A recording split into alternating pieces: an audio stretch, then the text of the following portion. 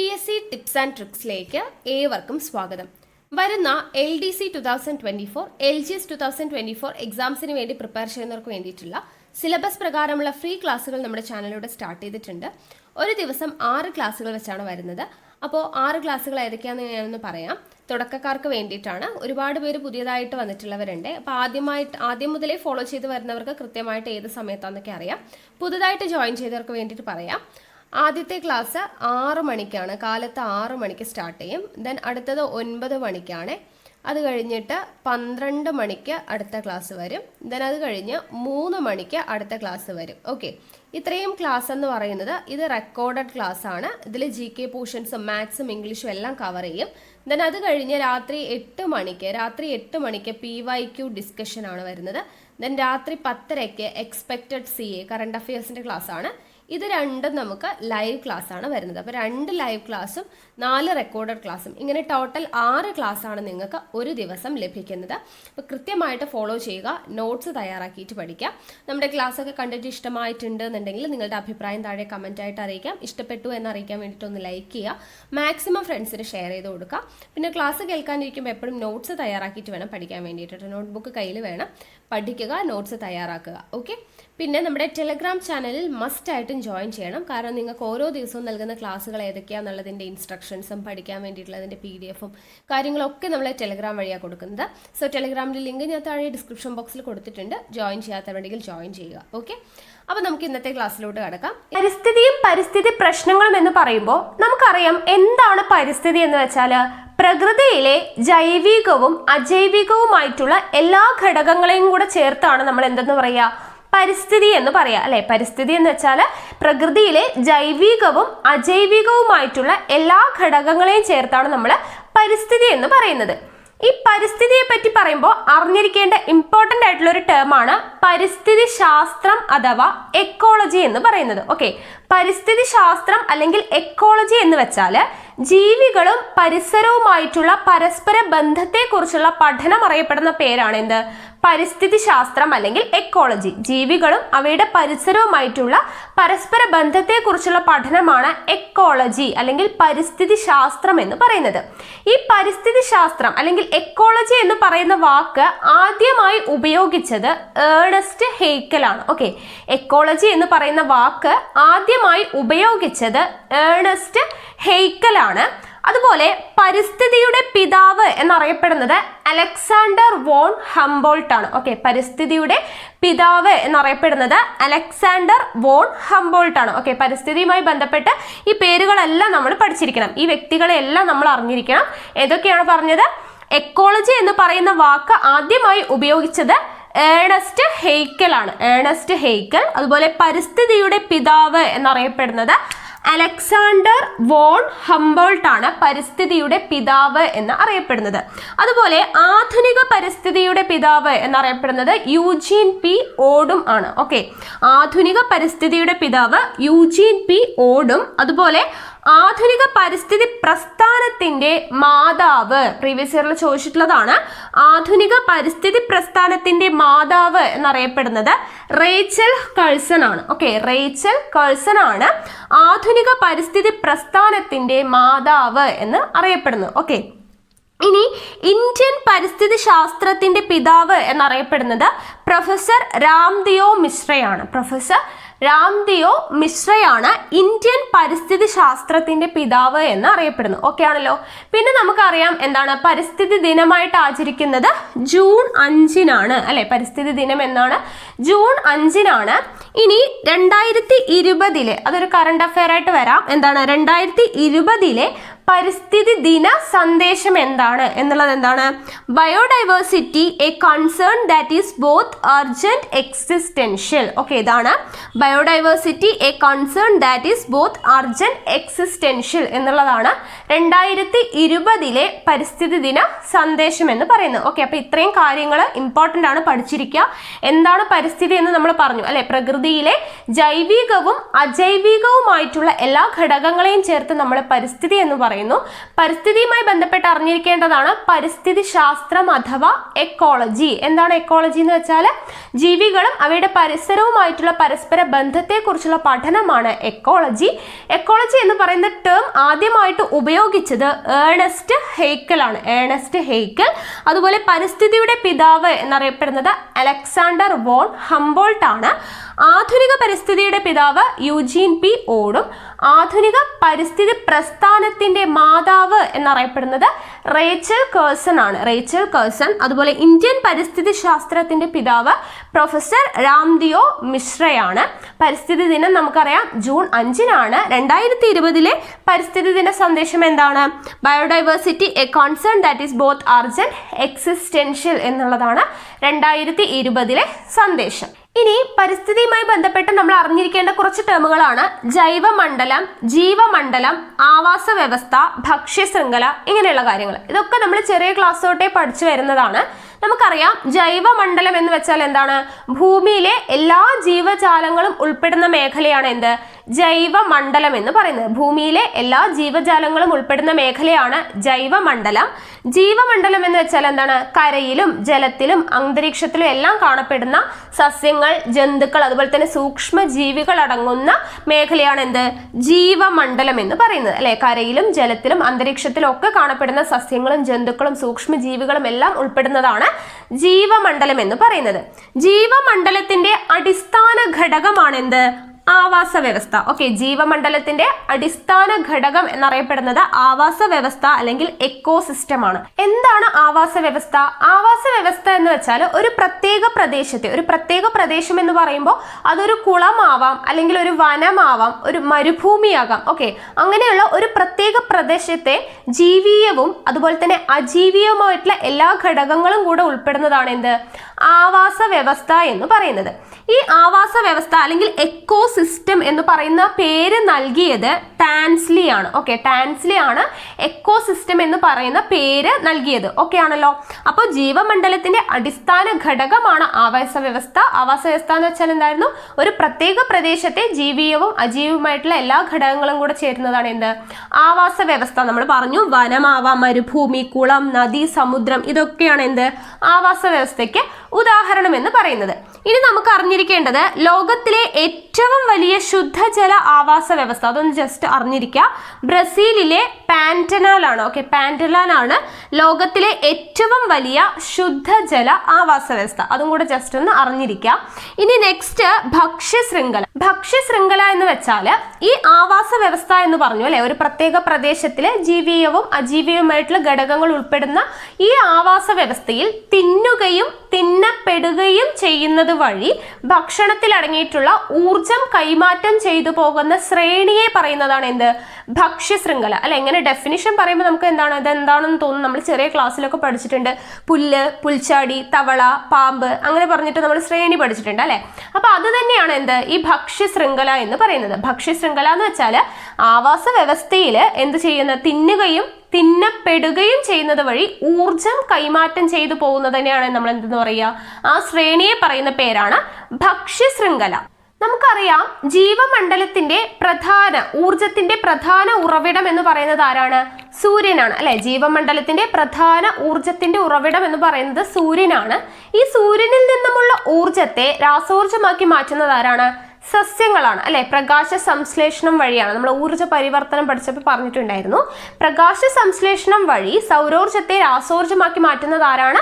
സസ്യങ്ങളാണ് അല്ലെ. അപ്പൊ ഇങ്ങനെയുള്ള ഹരിത സസ്യങ്ങളാണ് ഭക്ഷ്യശൃംഖലയിലെ ആദ്യത്തെ കണ്ണികൾ. അവയെ പറയുന്ന പേരാണ് ഉൽപാദകർ. ഓക്കെ, ഉൽപാദകർ എന്നാണ് ആരറിയപ്പെടുന്നത്? ഹരിത സസ്യങ്ങൾ അറിയപ്പെടുന്നത്. ഇപ്പൊ ഒരു ഭക്ഷ്യശൃംഖല എടുക്കാം. പുല്ല്, പുൽച്ചാടി അല്ലെ, തവള, പാമ്പ്, ഇങ്ങനെ ഒരു ഭക്ഷ്യശൃംഖല എടുക്കുകയാണെങ്കിൽ ഇവിടെ ആദ്യം കാണുന്ന ആളാരാണ്? പുല്ലാണ് അല്ലെ. അപ്പൊ ഈ പുല്ലിനെ പറയുന്ന പേരാണ്, ഭക്ഷ്യശൃംഖലയിലെ ആദ്യത്തെ കണ്ണിയെ പറയുന്ന പേരാണ് നമ്മൾ എന്തെന്ന് പറയുന്നത്? ഉൽപാദകർ. ഓക്കെ, ഉൽപാദകർ എന്നറിയപ്പെടുന്നത് പുല്ലാണ്. അപ്പൊ മറ്റുള്ളവർ ആരാണ്? ഉപഭോക്താക്കളാണ്. ആരാണ്? ഉപഭോക്താക്കൾ എന്നാണ് അറിയപ്പെടുന്നത്. ഓക്കെ, ഉപഭോക്താക്കളാണ്. അവിടെ ആദ്യം കാണുന്ന ആളാരാണ്? ഒന്നാം അല്ലെ, പ്രഥമ ഉപഭോക്താവ്. രണ്ടാമത്തെ ആള് ദ്വിതീയ ഉപഭോക്താവ്. മൂന്നാമത്തെ ആള് തൃതീയ ഉപഭോക്താവ് എന്നാണ് അറിയപ്പെടുന്നത്. ഓക്കെ, അപ്പോൾ ഭക്ഷ്യശൃംഖലയിലെ ആദ്യത്തെ കണ്ണി അറിയപ്പെടുന്ന പേരാണ് ഉൽപാദകർ. മറ്റുള്ളവർ അറിയപ്പെടുന്ന പേരെന്താണ്? ഉപഭോക്താക്കൾ എന്ന് പറഞ്ഞു. ഇനി ഭക്ഷ്യശൃംഖലയിലെ ഓരോ കണ്ണികളും അറിയപ്പെടുന്ന പേരാണ് പോഷണതലം. ഓക്കെ, ഓരോ കണ്ണിയും അറിയപ്പെടുന്നത് പോഷണതലം എന്നാണ്. ഓക്കെ, ഒന്നാം പോഷണതലം, രണ്ടാം പോഷണതലം, മൂന്നാം പോഷണതലം എന്ന രീതിയിലാണ് അറിയപ്പെടുന്നത്. ട്രോഫിക് തലം നമ്മൾ ചെറിയ ക്ലാസ്സിലൊക്കെ പഠിച്ചിട്ടുണ്ട്. ഒന്നാം പോഷണതലം, ഒന്നാം ട്രോഫിക് തലം, രണ്ടാം ട്രോഫിക് തലം, മൂന്നാം ട്രോഫിക് തലം എന്നൊക്കെ പഠിച്ചിട്ടുണ്ട്. അപ്പോൾ പുൽച്ചാടി അല്ലെ ഒന്നാം ട്രോഫിക് തലം, രണ്ടാം ട്രോഫിക് തലം ആരാണ്? തവളയാണ്. ഇത് ഉൽപാദകരാണ്. ഇവിടെ പുൽച്ചാടി ഒന്നാം ട്രോഫിക് തലം, തവള രണ്ടാം ട്രോഫിക് തലം, പാമ്പ് മൂന്നാം ട്രോഫിക് തലം അല്ലെ നമ്മൾ പഠിച്ചിട്ടുണ്ട്. അപ്പൊ ഇങ്ങനെയാണ് എന്ത് ഭക്ഷ്യശൃംഖല പോയിക്കൊണ്ടിരിക്കുന്നത്. ഓക്കെ ആണല്ലോ. ഇനി നമുക്ക് അറിഞ്ഞിരിക്കേണ്ടത് കുറെ ജീവി ബന്ധങ്ങളെ കുറിച്ച് നമുക്ക് അറിഞ്ഞിരിക്കണം. ഓക്കെ, അവ ഏതൊക്കെയാണെന്നുള്ളത് നോക്കാം. നമ്മൾ അറിഞ്ഞിരിക്കേണ്ട കുറച്ച് ജീവി ബന്ധങ്ങളുണ്ട്. ഓക്കെ, പഠിച്ചിരിക്കേണ്ട ജീവി ബന്ധങ്ങളുണ്ട്. ഇപ്പൊ ഏതെങ്കിലും ഒരു എക്സാമ്പിൾ തന്നിട്ട് അത് ഏത് തരത്തിലുള്ള ജീവി ബന്ധങ്ങളാണ് എന്ന് ചോദിക്കാറുണ്ട്. അപ്പൊ നമുക്ക് നോക്കാം എന്തൊക്കെയാണ്. സഹോപകാരിത, സഹഭോജിത, അമൻസിലിസം, ഇരപിടുത്തം, പരാദജീവികൾ, മത്സരം. ഓക്കെ, ഇതൊക്കെ നമ്മൾ ചെറിയ ക്ലാസ്സിൽ പഠിച്ചിട്ടുള്ളതാണ്. നമുക്ക് നോക്കാം. സഹോപകാരിത നമ്മൾ ഇത് പഠിക്കുന്നതിനേക്കാളും നമ്മൾ എക്സാമ്പിൾ പഠിച്ചു വെച്ചാൽ നമുക്ക് ഈസി ആയിട്ട് അതിന്റെ ഡെഫിനിഷൻ എന്താണെന്നുള്ളത് ഓർക്കാൻ പറ്റും. ഓക്കെ, ഇവിടെ ആരാണ് എക്സാമ്പിൾ? കാക്കയും പശുവുമാണ്. ഓക്കെ, അതായത് രണ്ട് ജീവികളുള്ള എന്താണ് ബന്ധത്തിൽ, ഓക്കെ, രണ്ട് ജീവികൾ തമ്മിലുള്ള ബന്ധത്തിൽ രണ്ടു കൂട്ടർക്കും ഗുണമാകുന്ന തരത്തിലുള്ള ബന്ധമാണ് എന്തെന്ന് പറയുന്നത്? സഹോപകാരിത എന്ന് പറയുന്നത്. ഓക്കെ, രണ്ട് ജീവികൾ തമ്മിലുള്ള ബന്ധത്തിൽ അല്ലെങ്കിൽ അവർ തമ്മിലുള്ള സഹജീവിതത്തിൽ രണ്ടു കൂട്ടർക്കും എന്താണ് ഗുണമാണ് ഉണ്ടാവുന്നത്. ഇവിടെ കാക്കയും പശുവും എന്ന് പറയുമ്പോൾ എന്താണ് അവർ തമ്മിൽ എന്താണ് രണ്ടു പേർക്കും ഗുണം? കാക്ക പശുവിന്റെ പുറത്തിരുന്നിട്ട് അല്ലെ പശുവിന്റെ മേത്തുള്ള എന്താണ് അതിനെ ചെള്ളെന്നൊക്കെ പറയാറുണ്ട്. അതിന് എന്താണ് അത് കൊത്തിപ്പറക്കി തിന്നുമ്പോൾ പശുവിന് അതിൽ നിന്നുള്ള ചൊറിച്ചിൽ അല്ലെ അത് കടിക്കുന്ന സമയത്ത് അതിന് ചൊറിച്ചിലെടുക്കും. അപ്പൊ അതിൽ നിന്നും എന്താണ് പശുവിന് മുക്തി കിട്ടും. അതുപോലെ തന്നെ കാക്കയ്ക്ക് എന്താണ് കാക്കയുടെ വിശപ്പും മാറും. ഓക്കെ, അപ്പൊ രണ്ട് കൂട്ടർക്കും എന്താണ് അതുകൊണ്ട് ഗുണമാണ് ഉണ്ടാവുന്നത്. ഓക്കെ ആണല്ലോ. അപ്പൊ നമ്മുടെ ചുറ്റുപാടും കാണുന്ന എക്സാമ്പിളുകളാണ്. അപ്പൊ അത് വെച്ച് നമുക്ക് എന്താണ് കണക്ട് ചെയ്തിട്ട് പഠിക്കാനായിട്ട് പറ്റും അല്ലെ. അപ്പൊ സഹോപകാരിത എന്ന് പറയുമ്പോൾ കാക്കയും പശുവും തമ്മിലുള്ള ബന്ധം ഓർക്കുക. രണ്ട് കൂട്ടർക്കും അവിടെ എന്താണ് സംഭവിക്കുന്നത്? ഗുണമാണ് സംഭവിക്കുന്നത് അല്ലെ. പശുവിന്റെ മേലെ കടന്നിട്ട് അത് രക്തത്തിനെയൊക്കെ ഉറിഞ്ചി കുടിക്കുകയാണ് ചെയ്യുക. ആ ജീവികള് അതിനെയൊക്കെ ആര് പറക്കി തിന്നും? കാക്ക അല്ലെ. കാക്ക കൊത്തിപ്പറക്കി തിന്നുമ്പോൾ കാക്കയ്ക്ക് കാക്കയുടെ വിശപ്പും മാറും. പശുവിന് എന്താണ് അതിൽ നിന്നുള്ള വേദനയും അതിന്റെ ചൊറിച്ചിലും ഒക്കെ മാറിക്കിട്ടാനായിട്ട് അത് സഹായിക്കുന്നുണ്ട് അല്ലെ. അപ്പൊ രണ്ട് കൂട്ടർക്കും ഗുണമാണ് എന്തിൽ നിന്നും കിട്ടുന്നത്? ഈ സഹോപകാരിത എന്ന് പറയുന്ന ഈ ബന്ധം കൊണ്ട് ഉദ്ദേശിക്കുന്നത്. ഓക്കെ, രണ്ട് കൂട്ടർക്കും എന്തുണ്ടാവുന്നുണ്ട്? ഗുണമുണ്ടാവുന്നുണ്ട്. ഓക്കെ, ഇനി അടുത്തത് സഹഭോജിത. എക്സാമ്പിൾ ആരൊക്കെയാണ്? മരവാഴയും പറ്റിപ്പിടിച്ച് വളരുന്ന മരവും. ഇവിടെ എന്താണെന്ന് വെച്ചാൽ രണ്ട് പേര് തമ്മിലുള്ള ബന്ധത്തില് ഒരാൾക്ക് ഗുണം, മറ്റേ ആൾക്ക് ഗുണവുമില്ല ദോഷവുമില്ല. ഓക്കെ, അതായത് ഇവിടെ മരവാഴയും പറ്റിപ്പിടിച്ചിരിക്കുന്ന മരവുമല്ലേ. മരവാഴ ഒരു മരത്തിലാണ് പറ്റിപ്പിടിച്ചിരിക്കുന്നത്. മരവാഴയ്ക്ക് എന്താണ് അതിന് വളരാനുള്ളൊരു സ്പേസ് അവിടെ കിട്ടുന്നുണ്ട് അല്ലെ. അതിനെ സപ്പോർട്ട് ചെയ്തിട്ടാണ് മരവാഴ വളരുന്നത്. പക്ഷെ ആ മരത്തിന് എന്താണ് മരവാഴ അവിടെ വളരുന്നത് കൊണ്ട് പ്രത്യേകിച്ച് ഗുണവുമില്ല ദോഷവുമില്ല അല്ലെ. അപ്പൊ അങ്ങനെയുള്ള ബന്ധമാണ് എന്തെന്ന് പറയുന്നത്? സഹഭോജിത എന്ന് പറയുന്നത്. അപ്പൊ മരവാഴയും പറ്റിപ്പിടിച്ചിരിക്കുന്ന മരവും ഓർത്താൽ നമുക്ക് എന്ത് കിട്ടും? അതിന്റെ ഡെഫിനിഷൻ കിട്ടും അല്ലെ. രണ്ടു പേര് തമ്മിലുള്ള സഹജീവിതത്തിൽ ഒരാൾക്ക് ഗുണം, മറ്റേ ആൾക്ക് എന്താണ് ഗുണവുമില്ല ദോഷവുമില്ല. അങ്ങനെയുള്ള ബന്ധമാണ് സഹഭോജിത എന്ന് പറയുന്നത്. ഇനി അമൻസിലിസം എന്ന് പറയുന്നത് പൈൻമരം ചുറ്റുമുള്ള സസ്യങ്ങൾക്ക് സൂര്യപ്രകാശം നൽകാതെ വളർച്ച മുരടിക്കുന്നു. ഇതിൽ എന്താണെന്ന് വെച്ചാൽ രണ്ടു പേരുള്ള സഹജീവിതത്തിൽ ഒരാൾക്ക് ഗുണവും ദോഷവും ഒന്നുമില്ല, പക്ഷെ മറ്റേ ആൾക്ക് എന്താണ് നല്ല പോലെ ദോഷം.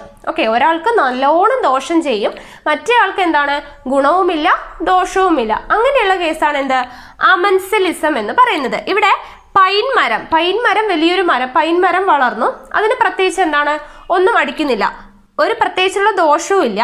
പക്ഷെ പൈൻ മരത്തിന്റെ ചുറ്റുമുള്ള സസ്യങ്ങൾക്ക് ഈ പൈൻ മരത്തിന്റെ തണൽ കാരണം സൂര്യപ്രകാശം ഏൽക്കാതെ എന്ത് സംഭവിക്കും? അവയുടെ വളർച്ച മുരടിച്ചു പോകുന്നു. ഓക്കെ, പൈൻ മരം നല്ല വലിപ്പത്തിൽ നിൽക്കുവാണ്. അപ്പൊ അതിന്റെ താഴെ വളരുന്ന കുഞ്ഞു സസ്യങ്ങൾക്ക് എന്താണ് സൂര്യപ്രകാശം ഏൽക്കാതെ അല്ലെ, പൈൻ മരത്തിന്റെ തണൽ കൊണ്ട് സൂര്യപ്രകാശം ഏൽക്കാതെ അവയുടെ വളർച്ച മുരടിച്ചു പോകുന്നു. അപ്പോൾ ഒരാൾക്ക് നല്ല പോലെ ദോഷം ചെയ്യുകയും മറ്റേ ആൾക്ക് ഗുണമോ ദോഷമോ ഇല്ലാത്തതിനെയാണ് നമ്മൾ എന്തെന്ന് പറയാ അമൻസിലിസം. അത്തരത്തിലുള്ള ബന്ധമാണ് അമൻസിലിസം എന്ന് പറയുന്നത്. ദെൻ അടുത്തത് ഇരപിടുത്തം. ഇരപിടുത്തം നമുക്ക് എല്ലാവർക്കും അറിയാലോ അല്ലെ, സിംഹം ആനിനെ തിന്നുന്നു. അപ്പൊ അവിടെ ഒരാൾക്ക് എന്താണ് വയറ് നിറയുന്നു അല്ലെ, അവരുടെ വിശപ്പ് മാറുന്നു. പക്ഷെ മറ്റേ ആൾക്ക് എന്താണ് നല്ല രീതിയിൽ ദോഷമാണ് ഉണ്ടാക്കുന്നത് അല്ലെ. അപ്പൊ ഇരപിടുത്തം എന്താണെന്ന് നമുക്ക് അറിയുന്ന കാര്യമാണ്. ഓക്കെ ആണല്ലോ. ഇനി അടുത്തത് പരാദജീവികൾ. പരാദജീവികൾ എന്ന് വെച്ചാൽ മറ്റു ജീവികളുടെ ശരീരത്തിൽ, ഓക്കെ, മറ്റു ജീവികളുടെ ശരീരത്തിന് അകത്തോ അല്ലെങ്കിൽ പുറത്തോ ജീവിച്ച് അവയിൽ നിന്ന് തന്നെ ആഹാരം കണ്ടെത്തി ജീവിക്കുന്ന ജീവികളെയാണ് എന്തെന്ന് പറയുന്നത്, പരാദജീവികൾ എന്ന് പറയുന്നത്. ഇപ്പൊ മനുഷ്യന്റെ തലയിൽ അല്ലെ, നമ്മുടെ തലയിൽ പേന് എവിടെയാണ്, മനുഷ്യന്റെ ശരീരത്തിലാണ് അത് ജീവിക്കുന്നത്. അവിടെ നിന്നും അത് ബ്ലഡ് അല്ലെ, അതിന് വേണ്ടിയിട്ടുള്ള ആഹാരം കഴിച്ചിട്ട് അത് അവിടെ തന്നെ ജീവിക്കുന്നു അല്ലെ. അപ്പൊ ശരീരത്തിനകത്തോ ഒരാളുടെ ശരീരത്തിനകത്തോ പുറത്തോ ആയിട്ട് അവയിൽ നിന്ന് തന്നെ ആഹാരം സ്വീകരിച്ച് കഴിയുന്ന ജീവികളെയാണ് നമ്മൾ എന്താന്ന് പറയാ, പരാദജീവികൾ എന്ന് പറയുന്നത്. ഓക്കെ. അടുത്തത് മത്സരം. മത്സരം എന്താണെന്ന് നമുക്കറിയാം അല്ലെ. എന്താണ് കോമ്പറ്റീഷൻ എന്ന് പറയുമ്പോൾ ആദ്യം ആർക്കും എന്താണ് രണ്ടുപേർക്കും ഗുണമായിരിക്കും അല്ലെ. ആദ്യം തുടങ്ങുന്ന സമയത്ത് പ്രത്യേകിച്ചൊന്നുമില്ല. പിന്നെ ജയിക്കുന്ന ആൾക്ക് എന്തായിരിക്കും, ജയിക്കുന്ന ആൾക്ക് ഗുണം. ആദ്യം തുടങ്ങുമ്പോൾ രണ്ടാൾക്കും എന്താണ് ദോഷമാണ് അല്ലെ, രണ്ടാളും തമ്മിൽ അടിപിടിയും അങ്ങനെയൊക്കെ ആയിരിക്കും. ദെൻ ആരാണോ ജയിക്കുന്നത് അയാൾക്ക് മാത്രം ഗുണമായിട്ട് വരും. അതാണ് എന്ത്, മത്സരം അല്ലെങ്കിൽ കോമ്പറ്റീഷൻ എന്ന് പറയുന്നത്. അതെല്ലാവർക്കും അറിയുന്നതാണല്ലോ. അപ്പൊ ഇത്രയുമാണ് എന്ത്, ജീവി ബന്ധങ്ങൾ എന്ന് പറയുന്നത്. ഓക്കെ, ഏതൊക്കെയാണ് പറഞ്ഞത്, സഹോപകാരിത. സഹോപകാരിത നമ്മൾ പറഞ്ഞു രണ്ട് കൂട്ടർക്കും എന്താണ് ഗുണമാണ് അല്ലെ. രണ്ട് ജീവികൾ തമ്മിലുള്ള സഹജീവിതത്തിൽ രണ്ട് കൂട്ടർക്കും ഗുണമായി വരുന്നതാണ് സഹോപകാരിത. എക്സാമ്പിൾ ആരൊക്കെയാണ്, കാക്കയും പശുവും തമ്മിലുള്ള ബന്ധം.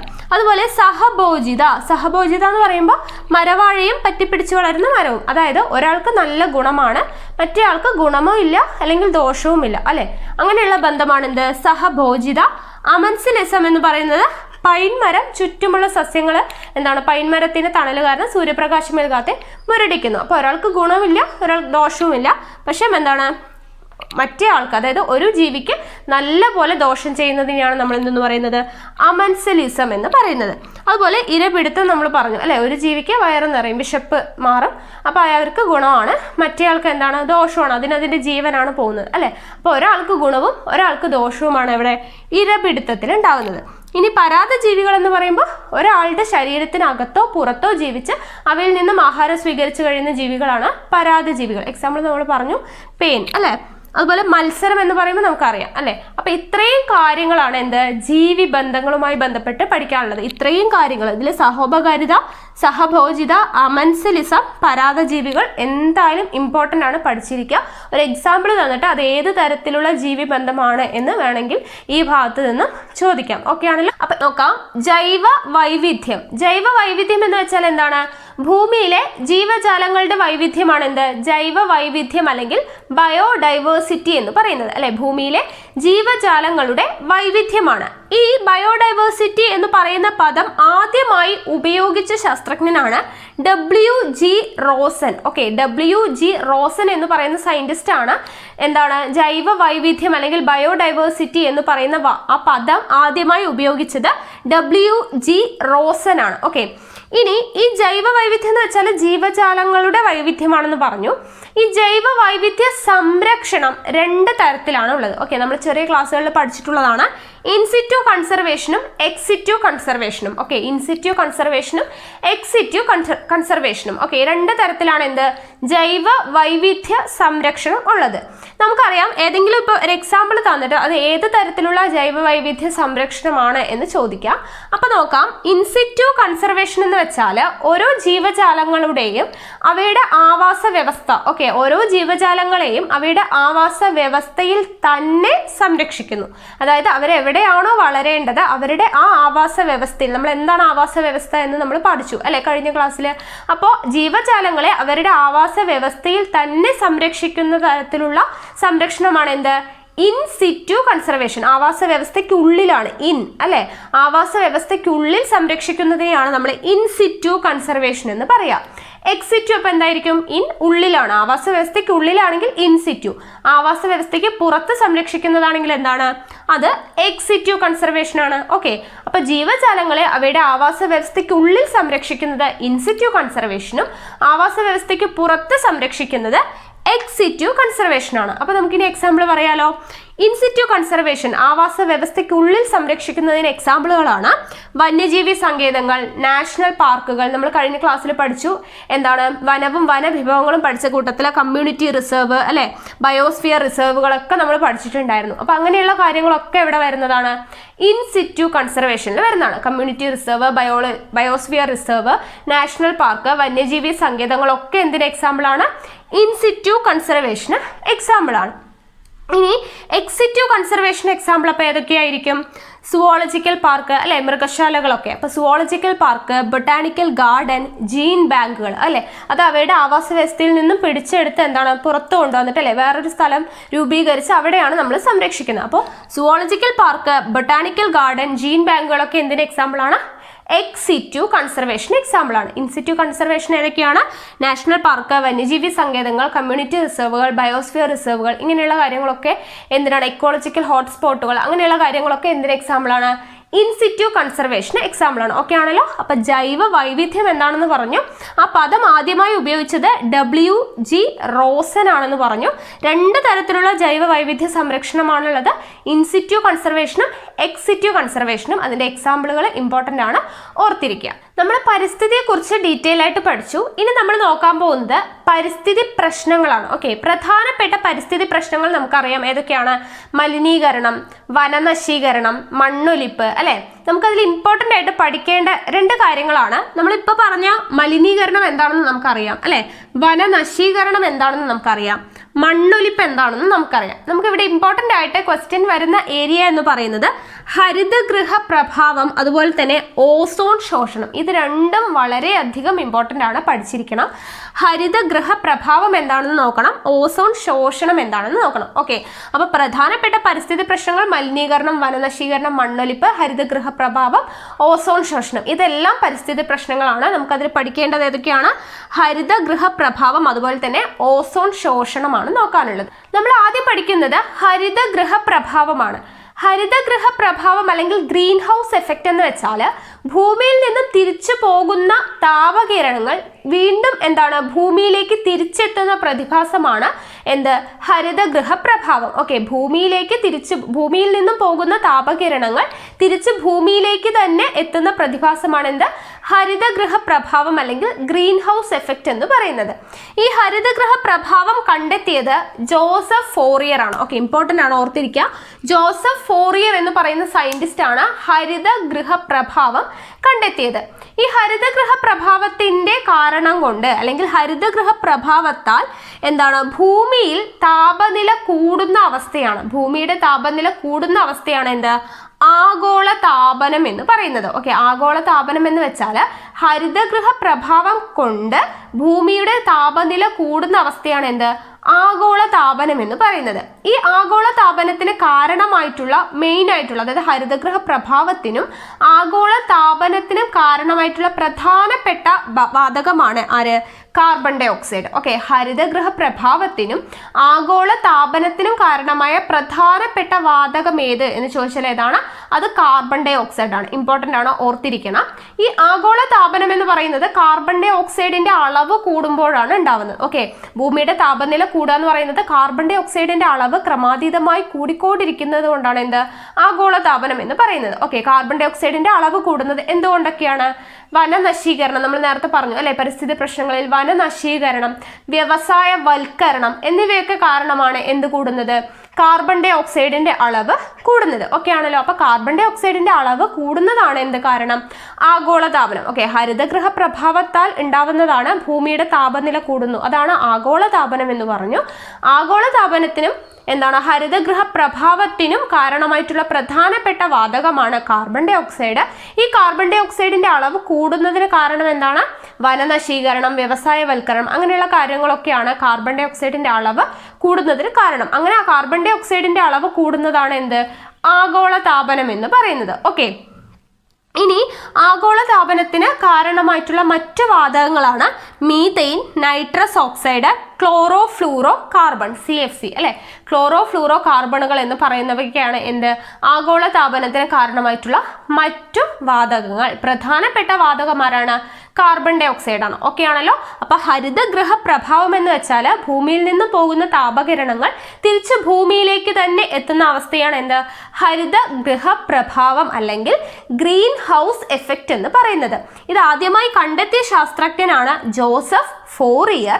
ഹരിതഗൃഹ പ്രഭാവം കാരണം ഭൂമിയുടെ താപനില നല്ലപോലെ വർദ്ധിക്കുന്ന അവസ്ഥയാണ് എന്ത്? ആഗോള താപനം എന്ന് പറയുന്നത്. ഈ ആഗോള താപനത്തിനും ഹരിതഗൃഹ പ്രഭാവത്തിനും കാരണമായിട്ടുള്ള പ്രധാനപ്പെട്ട വാതകമാണ് ഏത്? കാർബൺ ഡൈ ഓക്സൈഡ് എന്ന് പറയുന്നത്. കാർബൺ ഡൈ ഓക്സൈഡ് ആണ് പ്രധാനപ്പെട്ട വാതകം. ഈ കാർബൺ ഡൈ ഓക്സൈഡിന്റെ അളവ് കൂടുന്നത് എന്തുകൊണ്ടാണ്? വനനശീകരണം, വ്യവസായവൽക്കരണം പോലുള്ള കാര്യങ്ങൾ കൊണ്ടാണ് കാർബൺ ഡൈ ഓക്സൈഡിന്റെ അളവ് കൂടുന്നത്. അതാണ് എന്ത്? ആഗോള താപനത്തിന് കാരണം. ഓക്കെ ആണല്ലോ. ദെൻ ആഗോള താപനത്തിന് കാരണമായിട്ടുള്ള മറ്റു വാതകങ്ങളാണ് മീത്തൈൻ, നൈട്രസ് ഓക്സൈഡ്, അതുപോലെ തന്നെ CFC അല്ലെങ്കിൽ ക്ലോറോ ഫ്ലൂറോ കാർബണുകൾ. ഇനി അടുത്തത് ഓസോൺ ശോഷണം. ഓസോൺ എന്ന് വെച്ചാൽ എന്താണ്? നമുക്കറിയാം, അൾട്രാവയലറ്റ് കിരണങ്ങളിൽ നിന്ന് ഭൂമിയെ സംരക്ഷിക്കുന്നത് ആരാണ്? ഓസോൺ പാളിയാണ് അല്ലെ. ഓസോൺ പാളിയാണ് അൾട്രാവയലറ്റ് കിരണങ്ങളിൽ നിന്നും ഭൂമിയെ സംരക്ഷിക്കുന്നത്. ഈ ഓസോൺ പാളി കാണപ്പെടുന്നത് എവിടെയാണ്? സ്ട്രാറ്റോസ്ഫിയറിലാണ്. ഓക്കെ, ഓസോൺ പാളി കാണപ്പെടുന്നത് സ്ട്രാറ്റോസ്ഫിയറിലാണ്. അപ്പൊ അത് നമുക്ക് ചോദിക്കാവുന്ന ഒരു ചോദ്യമാണ്. ഓസോൺ പാളി കാണപ്പെടുന്ന അന്തരീക്ഷ പാളി ഏത് എന്ന് ചോദിച്ചാൽ ഏതാണ്? സ്ട്രാറ്റോസ്ഫിയർ ആണ്. ഓക്കെ, അപ്പോൾ ഓസോൺ പാളി കാണപ്പെടുന്നത് സ്ട്രാറ്റോസ്ഫിയറിലാണ്. ഈ സ്ട്രാറ്റോസ്ഫിയറിലെ ഓസോണിന്റെ ഗണ്യമായ കുറവാണ് എന്തെന്ന് പറയുന്നത്? ഓസോൺ ശോഷണം എന്ന് പറയുന്നത് അല്ലെ. ഓസോൺ ശോഷണം എന്ന് വെച്ചാൽ സ്ട്രാറ്റോസ്ഫിയറിലെ എന്തിന്റെ അളവ് കുറയുന്നു? ഓസോണിന്റെ അളവ് കുറയുന്നു. ഓക്കെ, ഓസോണിന്റെ ഗണ്യമായ കുറവ്. സ്ട്രാറ്റോസ്ഫിയറിൽ ഓസോണിന്റെ അളവ് ഗണ്യമായി കുറയുന്നതാണ് എന്ത്? ഓസോൺ ശോഷണം എന്ന് പറയുന്നത്. ഓസോൺ പാളി എന്തിനാണ് ഹെൽപ്പ് ചെയ്യുന്നത്? അൾട്രാവയലറ്റ് കിരണങ്ങളെ ഭൂമിയിലേക്ക് വരുന്നത് അല്ലെ. അൾട്രാവയലറ്റ് കിരണങ്ങളിൽ നിന്നും ഭൂമിയെ രക്ഷിക്കുന്നതാണ് ഓസോൺ പാളി എന്ന് പറഞ്ഞു. ഈ ഓസോൺ സ്ട്രാറ്റോസ്ഫിയറിൽ എന്ത് ചെയ്യുന്നു? ഗണ്യമായി കുറയുന്ന അവസ്ഥയാണ് ഓസോൺ ശോഷണം എന്ന് പറയുന്നത്. ഓക്കെ, ഈ ഓസോൺ ശോഷണം തുടങ്ങുന്നത് ക്ലോറോ ഫ്ലൂറോ കാർബൺ. നമ്മൾ നേരത്തെ പറഞ്ഞില്ലേ ആഗോള താപനത്തിന് കാരണമാവുന്ന മറ്റു വാതകങ്ങൾ എന്ന് പറഞ്ഞ കൂട്ടത്തിൽ പഠിച്ചു CFC. അപ്പൊ ഈ ക്ലോറോ ഫ്ലൂറോ കാർബണുകൾ സ്ട്രാറ്റോസ്ഫിയറിൽ എത്തുമ്പോഴാണ് എന്ത് സംഭവിക്കുന്നത്? ഓസോൺ ശോഷണം തുടങ്ങുന്നത്. ഓക്കെ, ഓസോൺ ശോഷണം തുടങ്ങുന്നത് ക്ലോറോ ഫ്ലൂറോ കാർബൺ CFC എവിടെ എത്തുമ്പോഴാണ്? സ്ട്രാറ്റോസ്ഫിയറിൽ എത്തുമ്പോഴാണ്. ഓക്കെ, ഈ CFC തന്നെയാണ് എന്ത്? ഓസോൺ പാളിയിൽ വിള്ളൽ ഉണ്ടാക്കുന്ന വാതകം എന്ന് ചോദിച്ചാലും. ഓക്കെ, ഓസോൺ പാളിയിൽ വിള്ളൽ ഉണ്ടാക്കുന്ന വാതകം ഏത് എന്ന് ചോദിച്ചാൽ ആര് തന്നെയാണ്? CFC തന്നെയാണ്. ഓക്കെ, ഓസോൺ ശോഷണം തുടങ്ങുന്നത് ക്ലോറോ ഫ്ലൂറോ കാർബൺ സ്ട്രാറ്റോസ്ഫിയറിൽ എത്തുമ്പോഴാണ്. ഓസോൺ പാളിയിൽ വിള്ളൽ ഉണ്ടാവുന്നതിന് കാരണമായിട്ടുള്ള വാതകം ഏത് എന്ന് ചോദിച്ചാലും ഏത് തന്നെയാണ്? CFC തന്നെയാണ്. ഓക്കെ ആണല്ലോ. ദെൻ നമുക്കറിയാം ഓസോണിന്റെ നിറം എന്ന് പറയുന്നത് ഇളം നീല നിറമാണ്. ഓസോണിന്റെ നിറം ഇളം നീല നിറമാണ്. ഓസോൺ ദിനമായി നമ്മൾ ആചരിക്കുന്നത് എപ്പോഴാണ്? സെപ്റ്റംബർ 16-നാണ്. ഓക്കെ, സെപ്റ്റംബർ 16-നാണ് എന്താചരിക്കുന്നത്? ഓസോൺ ദിനമായിട്ട്. ഈ ഓസോൺ നശീകരണത്തിന് എതിരെ മോൺട്രിയൽ പ്രോട്ടോകോൾ, ഓസോൺ നശീകരണത്തിനെതിരെ നടന്ന പ്രോട്ടോകോൾ ആണ് മോൺട്രിയൽ പ്രോട്ടോകോൾ. അത് നടന്ന വർഷം ഓർത്തിരിക്കുക, 1987-ലാണ് മോൺട്രിയൽ പ്രോട്ടോകോൾ നടന്നത്. ഓക്കെ, ഇമ്പോർട്ടൻ്റ് ആണ്, വർഷം ഓർത്തിരിക്കണം. മോൺട്രിയൽ പ്രോട്ടോകോൾ നടന്ന വർഷം 1987-ലാണ്. ഓക്കെ ആണല്ലോ. അപ്പൊ ഇത്രയും കാര്യങ്ങൾ ഓസോൺ ശോഷണവുമായി ബന്ധപ്പെട്ട് പഠിച്ചിരിക്കണം. എന്തൊക്കെയാണ് ഓസോൺ ശോഷണവുമായി ബന്ധപ്പെട്ടത്? ഓസോൺ എന്താണെന്ന് നമ്മൾ പറഞ്ഞു അല്ലെ. അൾട്രാവയലറ്റ് കിരണങ്ങളിൽ നിന്നും ഭൂമിയെ സംരക്ഷിക്കുന്നത് ആരാണ്? ഓസോൺ ആണ്. ഈ ഓസോൺ പാളി കാണപ്പെടുന്നത് സ്ട്രാറ്റോസ്ഫിയറിലാണ്. ഈ സ്ട്രാറ്റോസ്ഫിയറിൽ ഓസോണിന്റെ അളവ് ഗണ്യമായി കുറയുന്നതാണ് എന്ത്? ഓസോൺ ശോഷണം എന്ന് പറയുന്നത്. ഈ ഓസോൺ ശോഷണം തുടങ്ങുന്നത് സ്ട്രാറ്റോസ്ഫിയറിൽ ആരെത്തുമ്പോഴാണ്? CFC ക്ലോറോ ഫ്ലൂറോ കാർബണുകൾ സ്ട്രാറ്റോസ്ഫിയറിൽ എത്തുമ്പോഴാണ് ഓസോൺ ശോഷണം തുടങ്ങുന്നത്. ഓസോൺ പാളിയിൽ വിള്ളൽ ഉണ്ടാക്കുന്നതിന് കാരണമായ വാതകവും ആര് തന്നെയാണ്? CFC തന്നെയാണ്. ഓക്കെ, അതുപോലെ ഓസോണിന്റെ നിറം നമ്മൾ പഠിച്ചു അല്ലെ. നീളമല്ല, സോറി, ഓസോണിന്റെ നിറം നമ്മൾ പഠിച്ചു, ഇളം നീല നിറമാണ്. ഓസോൺ ദിനം നമ്മൾ പറഞ്ഞു എന്താണ്? സെപ്റ്റംബർ 16-നാണ്. ഓസോൺ നശീകരണത്തിനെതിരെ മോൺട്രിയൽ പ്രോട്ടോകോൾ നടന്ന വർഷം ഇമ്പോർട്ടൻ്റ് ആണ്, ഓർത്തിരിക്കുക, 1887 എന്ത് നടന്നത്? മോൺട്രിയൽ പ്രോട്ടോകോൾ നടന്നത്. ഇനി നമുക്ക് പഠിക്കേണ്ടത് ഇമ്പോർട്ടന്റ് ആയിട്ടുള്ള കുറച്ച് പരിസ്ഥിതി സംഘടനകളെ കുറിച്ചിട്ടാണ്. അപ്പൊ നമുക്ക് നോക്കാം. ലോകത്തിലെ ആദ്യത്തെ പരിസ്ഥിതി സംഘടനയാണ് IUCN, International Union for Conservation of Nature. Okay, IUCN തുടങ്ങിയത് 1948 ഓക്കെ, അപ്പൊ ലോകത്തിലെ ആദ്യത്തെ പരിസ്ഥിതി സംഘടന എന്നറിയപ്പെടുന്നത് ആരാണ്? IUCN ആണ്. ഓക്കെ, IUCN എന്ന് പറയുന്ന സംഘടനയാണ് ലോകത്തിലെ ആദ്യത്തെ പരിസ്ഥിതി സംഘടന. തുടങ്ങിയത് 1948. ആസ്ഥാനം എവിടെയാണെന്ന് ചോദിച്ചാൽ, IUCNന്റെ ആസ്ഥാനം ചോദിച്ചാൽ എവിടെയാണ്? Gland, Switzerland. ഓക്കെ, സ്വിറ്റ്സർലൻഡിന്റെ ഗ്ലാൻഡിലാണ് IUCNന്റെ ആസ്ഥാനം എന്ന് പറയുന്നത്. IUCN പ്രസിദ്ധീകരിച്ച ഒരു ഗ്രന്ഥമാണ് എന്ത്? റെഡ് ഡേറ്റ ബുക്ക് എന്ന് പറയുന്നത്. റെഡ് ഡേറ്റ ബുക്ക് എന്ന് വെച്ചാൽ വംശനാശ ഭീഷണി നേരിടുന്ന എല്ലാ ജീവികളുടെയും ലിസ്റ്റ് ഉൾപ്പെടുത്തിക്കൊണ്ടുള്ള ഒരു ഗ്രന്ഥമാണ് എന്ത്?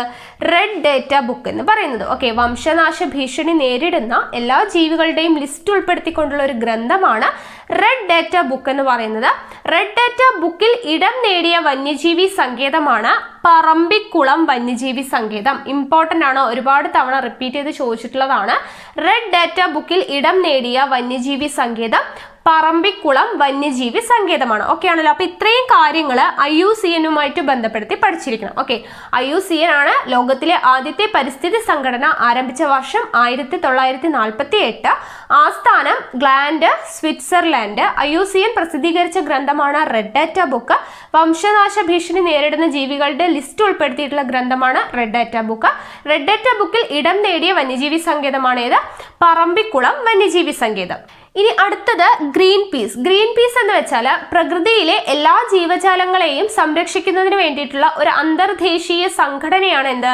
ഗ്രീൻ പീസ് എന്ന് പറയുന്നത്. ഓക്കെ, പ്രകൃതിയിലെ എല്ലാ ജീവജാലങ്ങളെയും സംരക്ഷിക്കുന്നതിനുള്ള അന്തർദേശീയ സംഘടനയാണ് ഗ്രീൻ പീസ് എന്ന് പറയുന്നത്. ഗ്രീൻ പീസ് തുടങ്ങിയ വർഷം 1971. ആസ്ഥാനം ചോദിച്ചാൽ ആംസ്റ്റർഡാം ആണ്. ഓക്കെ, ആംസ്റ്റർഡാമിലാണ് എന്തിന്റെ ആസ്ഥാനം?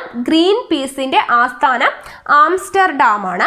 ദെൻ പരിസ്ഥിതി കമാൻഡോസ് എന്നറിയപ്പെടുന്ന സംഘടന ഏത് എന്ന് ചോദിച്ചാൽ ഏതാണ്? അത് ഗ്രീൻ പീസ് ആണ്. ഓക്കെ, പരിസ്ഥിതി സംഘടന എന്നറിയപ്പെടുന്ന എന്താണ് സംഘടന? ഓക്കെ, പരിസ്ഥിതി കമാൻഡോസ് എന്നറിയപ്പെടുന്നത്, പരിസ്ഥിതി കമാൻഡോസ് എന്നറിയപ്പെടുന്ന സംഘടനയാണ് എന്ത്? Green peas. ഓക്കെ ആണല്ലോ. അപ്പോൾ പ്രകൃതിയിലെ എല്ലാ ജീവജാലങ്ങളെയും സംരക്ഷിക്കുന്നതിനുള്ള അന്തർദേശീയ സംഘടന ഏത് എന്ന് ചോദിച്ചാൽ അത് ഗ്രീൻ പീസ് ആണ്. തുടങ്ങിയ വർഷം 1971. ഗ്രീൻ പീസ് എന്ന് പറയുന്ന സംഘടനയുടെ ആസ്ഥാനം എന്ന് ചോദിച്ചാൽ ഏതാണ്? ആംസ്റ്റർഡാം ആണ്. പരിസ്ഥിതി കമാൻഡോസ് എന്നറിയപ്പെടുന്ന അന്തർദേശീയ സംഘടന ഏത് എന്ന് ചോദിച്ചാലും ഏതാണ്? ഗ്രീൻ പീസ് ആണ്. ഇനി അടുത്തത് 1977 ഗ്രീൻ ബെൽറ്റ് മൂവ്മെന്റ്. ഓക്കെ, അതിന് നേതൃത്വം നൽകിയത് വൻകാരി മാതായാണ്. ഇമ്പോർട്ടന്റ് ആണ്, ഓർത്തിരിക്കുക. ഗ്രീൻ ബെൽറ്റ് മൂവ്മെന്റ് ആരാണ്? വൻകാരി മാതായ്. ദെൻ അടുത്തത് യുനെപ്പ്. യുനെപ്പ് എന്ന് പറയുന്നത് യുണൈറ്റഡ് നേഷൻസ് എൻവയോൺമെന്റ് പ്രോഗ്രാം എന്നുള്ളതാണ്. Okay, United Nations Environment Programme ആണ്. യുനെപ്പിന്റെ ആസ്ഥാനം നെയ്റോബി, കെനിയയിലെ നെയ്റോബി ആണ് എന്ത്? യുനെപ്പിന്റെ ആസ്ഥാനം. യുണൈറ്റഡ് നേഷൻസ് എൻവയോൺമെന്റ് പ്രോഗ്രാം എന്നുള്ള സംഘടനയാണ്. ആഫ്രിക്കൻ ആസ്ഥാനമായി പ്രവർത്തിക്കുന്ന സംഘടന ഏത് എന്ന് ചോദിച്ചാൽ ഏതാണ്? അത് യുനെപ്പ് ആണ്. ഓക്കെ, ആഫ്രിക്കൻ ആസ്ഥാനമായിട്ട് പ്രവർത്തിക്കുന്ന സംഘടന ഏത് എന്ന് ചോദിച്ചാൽ ഏതാണ്? യുനെപ്പ് ആണ്. യുണൈറ്റഡ് നേഷൻ എൻവയോൺമെന്റ് പ്രോഗ്രാം എന്ന് പറയുന്ന സംഘടനയാണ് ആഫ്രിക്കൻ ആസ്ഥാനമായിട്ട് പ്രവർത്തിക്കുന്ന സംഘടന. യുനെപ്പിന്റെ ആസ്ഥാനം എവിടെയാണ്? Nairobi, Kenya. കെനിയയിലെ നെയ്റോബി ആണ് എവിടുത്തെ ആസ്ഥാനം? യുനെപ്പിന്റെ ആസ്ഥാനം എന്ന് പറയുന്നത്. ഓക്കെ ആണല്ലോ. ദെൻ അടുത്തത് WWF, world wide fund for nature എന്നുള്ളതാണ് WWFന്റെ full form. World wide fund for nature. ഇതെന്ന് പറയുന്നത് പ്രകൃതിയുടെ ഗവേഷണം, സംരക്ഷണം എന്നിവയ്ക്ക് വേണ്ടിയിട്ട് തുടങ്ങിയിട്ടുള്ള ഒരു അന്തർദേശീയ സംഘടനയാണ് എന്തെന്ന് പറയുന്നത്? World wide fund for Nature അല്ലെങ്കിൽ WWF എന്ന് പറയുന്നത്. പ്രകൃതിയുടെ ഗവേഷണം, സംരക്ഷണം എന്നിവയ്ക്ക് വേണ്ടിയിട്ട് തുടങ്ങിയ ആരംഭിച്ച സംഘടനയാണ് എന്താ? WWF എന്ന് പറയുന്നത്. Okay, WWF. അതിന്റെ ആസ്ഥാനം ഗ്ലാൻഡ് ആണ്, സ്വിറ്റ്സർലൻഡിലെ ഗ്ലാൻഡ് ആണ് WWFന്റെ ആസ്ഥാനം എന്ന് പറയുന്നത്. അതിന്റെ ചിഹ്നം ഭീമൻ പാണ്ഡെയാണ്. ഓക്കെ, ഭീമൻ പാണ്ഡെയാണ് WWFന്റെ ചിഹ്നം എന്ന് പറയുന്നത്. ദെൻ അടുത്തത് മൃഗങ്ങൾക്കെതിരെയുള്ള ക്രൂരതകൾക്കെതിരെ വന്നിട്ടുള്ള സംഘടനകളാണ്. ഒന്ന് SPCA, രണ്ടാമത് PETA. എന്താണ് SPCA എന്ന് വെച്ചാൽ Society for Prevention of Cruelty to Animals. PETA എന്ന് വെച്ചാൽ People for Ethical Treatment of Animals. രണ്ടും എന്താണ്? SPCAയും PETA എന്ത് സംഘടനയാണ്? മൃഗങ്ങൾക്കെതിരെയുള്ള ക്രൂരതകൾക്കെതിരെ പ്രവർത്തിക്കുന്ന സംഘടനകളാണ് SPCA അതുപോലെ തന്നെ PETA. ഓക്കെ ആണല്ലോ. അപ്പൊ ഇത്രയും സംഘടനകൾ IUCN അതുപോലെ തന്നെ Greenpeace, then UNEP, green belt movement, WWF, ഇത്രയെങ്കിലും ഇമ്പോർട്ടൻ്റ് ആയിട്ട് അറിഞ്ഞിരിക്കണം. SPCA, PETA എല്ലാം ഒന്ന് ജസ്റ്റ് ഓർത്തിരിക്കുക. ഓക്കെ ആണല്ലോ. പരിസ്ഥിതി പ്രസ്ഥാനങ്ങളെ കുറിച്ചിട്ടാണ്. ഇന്ത്യയിലെ പരിസ്ഥിതി പ്രസ്ഥാനങ്ങളിൽ നമ്മൾ ആദ്യം പഠിക്കാൻ പോകുന്ന പ്രസ്ഥാനമാണ് ബിഷ്ണോയി പ്രസ്ഥാനം. ഓക്കെ, ബിഷ്ണോയി പ്രസ്ഥാനം എന്ന് വെച്ചാൽ 1730കളിൽ രാജസ്ഥാനിലെ ബിഷ്ണോയി എന്ന് പറയുന്ന ഗ്രാമത്ത് ജോധ്പൂർ രാജാവ് അവരുടെ കൊട്ടാര നിർമ്മിതിക്ക് വേണ്ടിയിട്ട് മരം മുറിച്ചിട്ട് കൊണ്ടുപോകാനായിട്ട് തീരുമാനിച്ചു. ഓക്കെ, അങ്ങനെ മരം മുറിക്കാനായിട്ട് വന്നപ്പോൾ എന്ത് സംഭവിച്ചു? അവിടെയുള്ള കുറെ സ്ത്രീകൾ അതിനെ എതിർത്തു. ഓക്കെ, ആ സമരം അറിയപ്പെടുന്ന പേരാണ് ബിഷ്ണോയി പ്രസ്ഥാനം എന്ന് അറിയപ്പെടുന്നു. ഓക്കെ ആണല്ലോ. 1730കളിൽ രാജസ്ഥാനില് ബിഷ്ണോയി ഗ്രാമത്തില് ജോധ്പൂർ രാജാവ് എന്ത് ചെയ്തു? കൊട്ടാര നിർമ്മിതിക്ക് ആവശ്യമായിട്ട് മരം മുറിക്കാനായിട്ട് വന്നു. അപ്പൊ അതിനെ എതിർത്തുകൊണ്ട് കുറെ സ്ത്രീകൾ ചേർന്നിട്ട് എതിർത്തു. ആ പ്രസ്ഥാനം അറിയപ്പെടുന്നതാണ് ബിഷ്ണോയി പ്രസ്ഥാനം. അപ്പൊ വർഷം ഓർത്തിരിക്കണം, 1730ലാണ് ബിഷ്ണോയി പ്രസ്ഥാനം തുടങ്ങുന്നത്. ഓക്കെ, 1730ലാണ് ബിഷ്ണോയി പ്രസ്ഥാനം. വർഷം ഓർത്തിരിക്കുക. ഇനി ബിഷ്ണോയി പ്രസ്ഥാനത്തിന് നേതൃത്വം നൽകിയതാര്? ഓക്കെ, ഇമ്പോർട്ടൻ്റ് ആയിട്ടുള്ള 2-3 പോയിന്റ് ആണ് ഓരോ പ്രസ്ഥാനത്തിലും നമുക്ക് പഠിക്കാനുള്ളത്. അത് വൃത്തിയായിട്ട് പഠിച്ചു വെക്കുക. ഓക്കെ, ആ പ്രസ്ഥാനത്തിൽ നിന്നും ഇത്രയും ചോദ്യങ്ങളെ വരുള്ളൂ ഓരോന്നിനും. ഓക്കെ, അപ്പൊ ഇമ്പോർട്ടൻ്റ് ആയിട്ടുള്ള പോയിന്റുകളാണ് പറയുന്നത്. അപ്പൊ അത് മുഴുവനായിട്ട് പഠിച്ചെടുക്കുക. ഓക്കെ ആണല്ലോ. അപ്പൊ വർഷം 1730 ബിഷ്ണോയി പ്രസ്ഥാനത്തിന്റെ. ഇനി നേതൃത്വം നൽകിയത് ആരാണ്? അമൃത ദേവി ബിഷ്ണോയി ആണ്. ഓക്കെ, അമൃത ദേവി ബിഷ്ണോയി ആ പേരിലുണ്ട് അല്ലെ, ബിഷ്ണോയി. അപ്പൊ അമൃത ദേവി ബിഷ്ണോയി ആണ്. ചിലപ്പോൾ അമൃത ദേവി എന്ന് മാത്രം തരും, ബിഷ്ണോയി തരില്ല. അപ്പൊ നമുക്ക് ഓർമ്മയുണ്ടാവണം, അമൃത ദേവി ബിഷ്ണോയി ആണ് എന്തിന്റെ? ബിഷ്ണോയി പ്രസ്ഥാനത്തിന് നേതൃത്വം നൽകിയത്. ഓക്കെ ആണല്ലോ. ഇനി എവിടെ വെച്ചിട്ടാണ് നടന്നത്? രാജസ്ഥാനാണെന്ന് പറഞ്ഞു. രാജസ്ഥാനിലെ ഗജാർലി എന്ന് പറയുന്ന സ്ഥലത്താണ്. ഓക്കെ, ഗജാർലി എന്ന് പറയുന്ന ജില്ലയിൽ വെച്ചിട്ടാണ് എന്ത് നടക്കുന്നത്? ബിഷ്ണോയി പ്രസ്ഥാനം. ഓക്കെ ആണല്ലോ. അപ്പൊ ബിഷ്ണോയി പ്രസ്ഥാനം എന്ന് വെച്ചാൽ മരം മുറിക്കുന്നതിനെതിരെ നടന്നിട്ടുള്ള ഒരു സമരമാണ് ബിഷ്ണോയി പ്രസ്ഥാനം. 1730ലാണ് തുടങ്ങുന്നത്. നേതൃത്വം നൽകിയത് ആരാണ്? അമൃത ദേവി ബിഷ്ണോയി ആണ്. ഇത് എവിടെയാണ് നടന്നതെന്ന് ചോദിച്ചാൽ എവിടെയാണ്? ഗജാർലി ആണ്. ഓക്കെ, രാജസ്ഥാനിലെ ഗജാർലിയിൽ വെച്ചിട്ടാണ് എന്ത് നടക്കുന്നത്? ബിഷ്ണോയി പ്രസ്ഥാനം നടക്കുന്നത്. അടുത്ത പ്രസ്ഥാനമാണ് ചിപ്കോ പ്രസ്ഥാനം. വളരെയധികം ഇമ്പോർട്ടൻ്റ് ആയിട്ടുള്ള ഒരു പ്രസ്ഥാനമാണ് ചിപ്കോ പ്രസ്ഥാനം. ചിപ്കോ പ്രസ്ഥാനം എന്ന് വെച്ചാൽ വനവൃക്ഷങ്ങൾ മുറിക്കുന്നതിനെതിരെയായിട്ട് കർഷകരും ഗ്രാമീണ ജനങ്ങളും കൂടെ ചേർന്ന് നടത്തിയ അക്രമരഹിത സമരമാണ് ചിപ്കോ പ്രസ്ഥാനം. വർഷം ഓർത്തിരിക്കുക, 1973ലാണ്. ഓക്കെ, ചിപ്കോ പ്രസ്ഥാനം 1973ലാണ്. വനവൃക്ഷങ്ങൾ മുറിക്കുന്നതിനെതിരെ ഗ്രാമീണ ജനങ്ങളും കർഷകരും കൂടെ ചേർന്ന് നടത്തിയ അക്രമരഹിത സമരമാണ് ചിപ്കോ പ്രസ്ഥാനം എന്ന് പറയുന്നത്. ഓക്കെ, ഈ ചിപ്കോ പ്രസ്ഥാനം നടന്നത് ഉത്തർപ്രദേശിലെ ചമോലി ജില്ലയിലാണ്. ഓക്കെ, ഉത്തർപ്രദേശിലെ ചമോലി ജില്ലയിലാണ് എന്ത് നടന്നത്? ചിപ്കോ പ്രസ്ഥാനം നടന്നത്. ഈ ചമോലി ജില്ല എന്ന് പറയുന്നത് ഇപ്പൊ എവിടെയാണ്? ഇപ്പോൾ ഉത്തരാഖണ്ഡിലാണ് ഉള്ളത്. ഓക്കെ, അതൊന്ന് ഓർത്തിരുന്നാൽ മതി. നമുക്ക് എക്സാമിന് ചോദിച്ചാൽ ഉത്തർപ്രദേശ് ആയിരിക്കും നമ്മുടെ ഓപ്ഷനിൽ ഉണ്ടാവുക. അപ്പൊ ചമോലി ജില്ല എവിടെയാണ്? ഉത്തർപ്രദേശിലായിരുന്നു. ഓക്കെ, ഉത്തർപ്രദേശിലായിരുന്നു ചമോലി ജില്ല. ഇപ്പൊ അത് ഡിവൈഡ് ചെയ്തിട്ട് ചമോലി എവിടെ പോയി? ഉത്തരാഖണ്ഡിലാണ് പെട്ടിരിക്കുന്നത്. ഓക്കെ ആണല്ലോ. അപ്പൊ നമുക്ക് നോക്കാം. ഉത്തർപ്രദേശിലെ ചമോലി ജില്ലയിൽ വെച്ച് നടന്ന സമരമാണ്. എന്തിനു വേണ്ടിയിട്ടാണ്? വനവൃക്ഷങ്ങൾ മുറിക്കുന്നതിനെതിരെയായിട്ട് കർഷകരും ഗ്രാമീണ ജനങ്ങളും കൂടെ ചേർന്ന് നടത്തിയ അക്രമരഹിത സമരമാണ് ചിപ്കോ പ്രസ്ഥാനം. 1973ലാണ്. ഓക്കെ, വർഷം ഓർത്തിരിക്കുക. നമ്മൾ ഫസ്റ്റ് പറഞ്ഞു ബിഷ്ണോയി പ്രസ്ഥാനം 1730 പറഞ്ഞു. ഇത് 1973ലാണ് നടന്നത്. ഇനി ഇന്ത്യയിലെ പരിസ്ഥിതി പ്രസ്ഥാനങ്ങളുടെ മാതാവ് എന്നറിയപ്പെടുന്ന പ്രസ്ഥാനമാണ് ചിപ്കോ പ്രസ്ഥാനം. ഓക്കെ, ഇന്ത്യയിലെ പരിസ്ഥിതി പ്രസ്ഥാനങ്ങളുടെ മാതാവ് എന്നറിയപ്പെടുന്ന പ്രസ്ഥാനമാണ് ചിപ്കോ പ്രസ്ഥാനം. അതുപോലെ തന്നെ ചിപ്കോ എന്ന് പറയുന്ന വാക്കിനർത്ഥം ചേർന്ന് നിൽക്കൂ എന്നാണ്. ഓക്കെ, ചിപ്കോ എന്ന് വെച്ചാൽ എന്താണ്? ചേർന്ന് നിൽക്കൂ എന്നാണ് ആ വാക്കിനർത്ഥം. മുദ്രാവാക്യം. ഓക്കെ, ചിപ്കോ പ്രസ്ഥാനത്തിന്റെ മുദ്രാവാക്യം എന്ന് പറയുന്നത് ആവാസ വ്യവസ്ഥയാണ് സ്ഥിര സമ്പത്ത്. ഇത് നമുക്ക് കൺഫ്യൂഷൻ ഒന്നും വരില്ല. കാരണം എന്താന്ന് വെച്ചാൽ വേറെ ഏതൊരു പ്രസ്ഥാനത്തിനും നമ്മൾ എന്ത് പഠിക്കുന്നില്ല? മുദ്രാവാക്യം പഠിക്കുന്നില്ല. അപ്പോൾ ആവാസ വ്യവസ്ഥയാണ് സ്ഥിര സമ്പത്ത് എന്നുള്ളത് എവിടെയാണ്? ചിപ്കോ പ്രസ്ഥാനത്തിന്റെ മുദ്രാവാക്യമാണ്. വേറെ ഏതിലും നമ്മൾ വേറെ മുദ്രാവാക്യം ഒന്നും പഠിക്കാത്തതുകൊണ്ട് ഇതെന്തായാലും മറന്നു പോകില്ല. ചിപ്കോ പ്രസ്ഥാനത്തിന്റെ മുദ്രാവാക്യം എന്ന് പറയുന്നത് എന്താണ്? ആവാസ വ്യവസ്ഥയാണ് സ്ഥിര സമ്പത്ത്. ഓക്കെ ആണല്ലോ. ദെൻ റൈറ്റ് ലൈവ്ലിഹുഡ് പുരസ്കാരം ലഭിച്ചത്. ചിപ്കോ പ്രസ്ഥാനത്തിന് എന്ത് ലഭിച്ചിട്ടുണ്ട്? റൈറ്റ് ലൈവ്ലിഹുഡ് പുരസ്കാരം ലഭിച്ചിട്ടുണ്ട്. ആ വർഷം ഓർത്തിരിക്കുക, ഇമ്പോർട്ടൻ്റ് ആണ്. 1987 ചിപ്കോ പ്രസ്ഥാനത്തിന് എന്ത് ലഭിക്കുന്നത്? റൈറ്റ് ലൈവ്ലിഹുഡ് പുരസ്കാരം ലഭിക്കുന്നു. ഓക്കെ, അപ്പൊ റൈറ്റ് ലൈവ്ലിഹുഡ് പുരസ്കാരം നേടിയ പ്രസ്ഥാനമാണ് ചിപ്കോ പ്രസ്ഥാനം. എപ്പോഴാണ് ലഭിച്ചത്? 1987 റൈറ്റ് ലൈവ്ലിഹുഡ് പുരസ്കാരം ചിപ്കോ പ്രസ്ഥാനത്തിന് ലഭിക്കുന്നത്. ഓക്കെ ആണല്ലോ. ദെൻ അടുത്തത്, ഹിമാലയൻ പ്രദേശങ്ങളിൽ വൃക്ഷങ്ങളെ സംരക്ഷിക്കുവാൻ ആരംഭിച്ച പ്രസ്ഥാനം ഏത് എന്ന് ചോദിച്ചാലും ഏത് തന്നെയാണ്? ചിപ്കോ പ്രസ്ഥാനമാണ്. ഓക്കെ, ഹിമാലയൻ പ്രദേശങ്ങളിൽ വൃക്ഷങ്ങളെ സംരക്ഷിക്കാനായിട്ട് ആരംഭിച്ച പ്രസ്ഥാനം കൂടിയാണ് എന്ത്?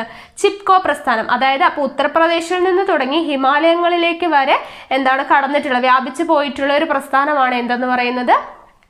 ചിപ്കോ പ്രസ്ഥാനം. ഓക്കെ, അതിന് നേതൃത്വം നൽകിയ പ്രധാനപ്പെട്ട വ്യക്തി പേര് പഠിക്കണം. സുന്ദർലാൽ ബഹുഗുണ. ഓക്കെ, ഇമ്പോർട്ടൻ്റ് ആയിട്ടുള്ള പേരാണ്.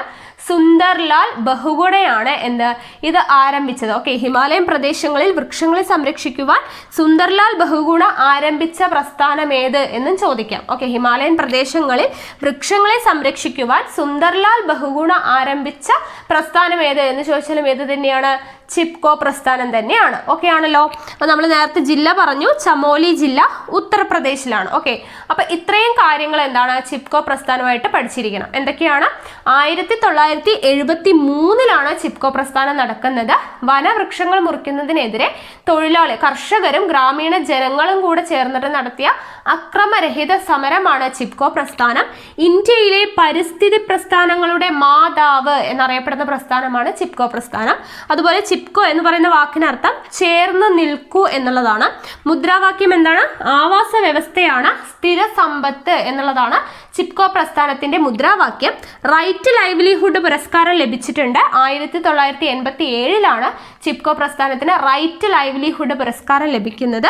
ഹിമാലയൻ പ്രദേശങ്ങളിൽ വൃക്ഷങ്ങളെ സംരക്ഷിക്കുവാൻ ആരംഭിച്ച പ്രസ്ഥാനമാണ്.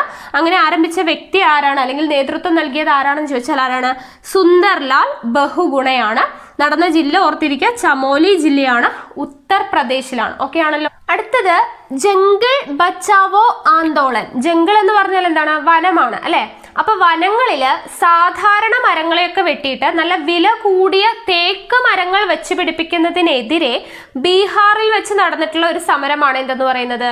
ജംഗിൾ ബച്ചാവോ ആന്തോളൻ എന്ന് പറയുന്നത്. ഓക്കെ, വനങ്ങളിൽ എന്താണ് സാധാരണ മരങ്ങളെയൊക്കെ വെട്ടിമുറിച്ചിട്ട് നല്ല വില കൂടിയ തേക്ക് മരങ്ങൾ വെച്ച് പിടിപ്പിക്കുന്നതിനെതിരെ ബീഹാറിൽ വെച്ച് നടന്നിട്ടുള്ള ഒരു സമരമാണ് ജംഗിൾ ബച്ചാവോ ആന്തോളൻ. 1980 ഇത് നടക്കുന്നത്. ഓക്കെ, 1980 വർഷം ഓർത്തിരിക്കുക. ഇതിന് നേതൃത്വം നൽകിയത് ബീഹാറിലെ സിക്മം ജില്ലയിലുള്ള ആദിവാസികളാണ്. ഓക്കെ, ബീഹാറിലെ സിക്മം ജില്ലയിലുള്ള ആദിവാസികളാണ് ഇതിന് നേതൃത്വം നൽകിയത്. 1980 നടക്കുന്നത്. സാധാരണ എന്താണ് മരങ്ങൾ അല്ലെ, വനത്തിലുള്ള സാധാരണ മരങ്ങളെയൊക്കെ വെട്ടിമുറിച്ച് മാറ്റി പുതിയ നല്ല വില കൂടിയ തേക്ക് മരങ്ങൾ വെച്ച് പിടിപ്പിക്കുന്നതിനെതിരെ നടന്നിട്ടുള്ള ഒരു സമരമാണ് എന്തെന്ന് പറയുന്നത്?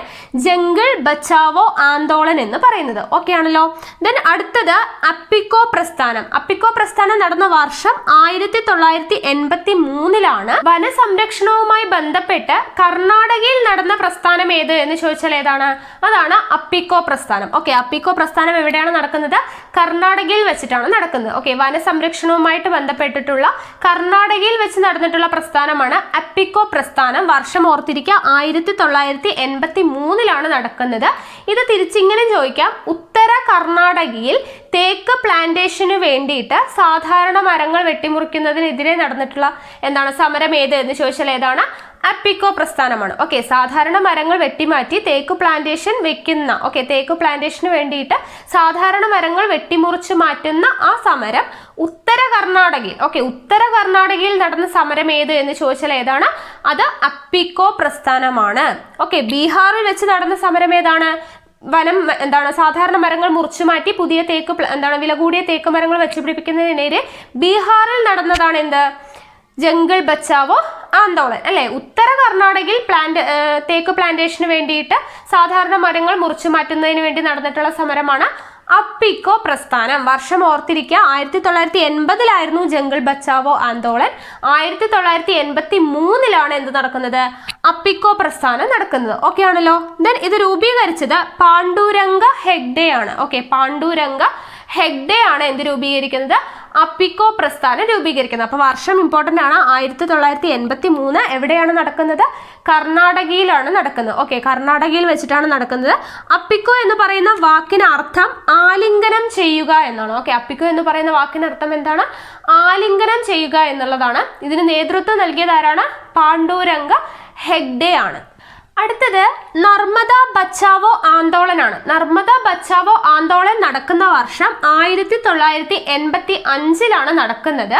നർമ്മദ നദിയിലെ ചെറുതും വലുതുമായിട്ടുള്ള ഒത്തിരി അണക്കെട്ടുകൾ നിർമ്മിക്കുന്നതിനെതിരെ നടന്നിട്ടുള്ള ഒരു സമരമാണ് എന്ത്, നർമ്മദ ബച്ചാവോ ആന്തോളൻ. ഓക്കെ, നർമ്മദയെ രക്ഷിക്കണം എന്നുള്ളതാണ് ഇതിന്റെ അർത്ഥം അല്ലെ. അപ്പൊ നർമ്മദ നദിയിൽ നിർമ്മിക്കുന്ന അണക്കെട്ടുകൾക്കെതിരെ, ഓക്കെ, അണക്കെട്ടുകൾ നിർമ്മിക്കുന്നതിനെതിരെ നടന്നിട്ടുള്ള ഒരു സമരമാണ് എന്തെന്ന് പറയുന്നത്, നർമ്മദ ബച്ചാവോ ആന്തോളൻ എന്ന് പറയുന്നത്. നടന്ന വർഷം ഓർത്തിരിക്കുക, 1985 നടക്കുന്നത്. ഇതിൽ ഇമ്പോർട്ടന്റ് ആയിട്ടുള്ളത് മേധ പട്കർ ആണ് എന്ത് ഇതിന് രൂപം കൊടുത്തത്. ഓക്കെ, നർമ്മദ ബച്ചാവോ ആന്തോളന് നേതൃത്വം നൽകിയത് ആരാണ്, മേധ പട്കർ ആണ്. ഓക്കെ, നർമ്മദ ബച്ചാവോ ആന്തോളൻ എന്ന് പറയുന്ന പ്രസ്ഥാനം രൂപീകരിച്ച വ്യക്തി ആര് എന്ന് ചോദിച്ചാൽ ആരാണ്, മേധ പട്കർ ആണ്. ഇമ്പോർട്ടന്റ് ആണ്, വർഷം ഇമ്പോർട്ടന്റ് ആണ്, അതുപോലെ തന്നെ മേധ പട്കറും ഇമ്പോർട്ടന്റ് ആണ്. ഓക്കെ ആണല്ലോ. അപ്പൊ നർമ്മദ നദിയിൽ അണക്കെട്ടുകൾ നിർമ്മിക്കുന്നതിനെതിരെ നടന്ന സമരമാണ് നർമ്മദ ബച്ചാവോ ആന്തോളൻ. നടന്ന വർഷം ഓർത്തിരിക്കുക, 1985 നേതൃത്വം നൽകിയത് ആരാണ്, മേധ പട്കർ ആണ്. ഓക്കെ ആണല്ലോ. ദെൻ അടുത്തത് നവധാന്യ പ്രസ്ഥാനം. നവധാന്യ പ്രസ്ഥാനം എന്ന് പറയുന്നത് ജൈവ വൈവിധ്യ പരിപാലനം, അതുപോലെ തന്നെ ജൈവ കൃഷി പ്രോത്സാഹനം, വിത്ത് സൂക്ഷിക്കൽ, അതുപോലെ തന്നെ കൃഷി ആവശ്യങ്ങൾ നടപ്പിലാക്കൽ, അങ്ങനെയുള്ള കാര്യങ്ങളൊക്കെ ആയിട്ട് ബന്ധപ്പെട്ടതാണ് എന്ത്, നവധാന്യ പ്രസ്ഥാനം. ഓക്കെ, ജൈവ വൈവിധ്യ പരിപാലനം, ജൈവ കൃഷി പ്രോത്സാഹനം, വിത്ത് സൂക്ഷിക്കൽ, കാർഷിക ആവശ്യങ്ങൾ എന്നിവയൊക്കെ ആയിട്ട് ബന്ധപ്പെട്ടിട്ടുള്ളതാണ് നവധാന്യ പ്രസ്ഥാനം. ആരംഭിച്ചത് എപ്പോഴാണ്, 1987 നവധാന്യ പ്രസ്ഥാനം രൂപം കൊണ്ടത്. രൂപീകരിച്ച വ്യക്തി വന്ദന ശിവയാണ്. ഓക്കെ, വന്ദന ശിവയാണ് നവധാന്യ പ്രസ്ഥാനം രൂപീകരിക്കുന്നത്. മദർ എർത്ത് എന്ന് പറയുന്ന സംഘടനയുമായിട്ടാണ് ഇപ്പൊ പ്രവർത്തിക്കുന്നത്. ഓക്കെ, മദർ എർത്ത് എന്ന് പറയുന്ന സംഘടനയുമായിട്ടാണ് എന്ത് പ്രവർത്തിക്കുന്നത്, നവധാന്യ പ്രസ്ഥാനം ഇപ്പോ പ്രവർത്തിക്കുന്നത്. ഓക്കെ ആണല്ലോ. അപ്പൊ നവധാന്യ പ്രസ്ഥാനം ഇമ്പോർട്ടന്റ് ആണോ, ഓർത്തിരിക്കുക. ജൈവ വൈവിധ്യ പരിപാലനം, ജൈവ കൃഷി പ്രോത്സാഹനം, വിത്ത് സൂക്ഷിക്കൽ എന്നിവയൊക്കെ ആയിട്ട് ബന്ധപ്പെട്ടിട്ടുള്ളതാണ് എന്ത്, നവധാന്യ പ്രസ്ഥാനം.